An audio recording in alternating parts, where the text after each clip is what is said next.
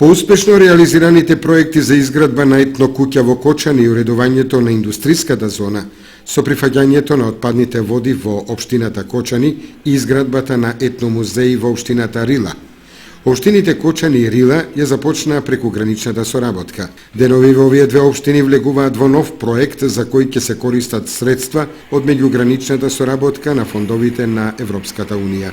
Се работи за проектот Реките Рилска и Кочанска, заедничко природно наследство во прекуграничниот регион, во кој општина Кочани е водечки партнер и со кој се предвидува кејско уредување на реките Рилска и Кочанска.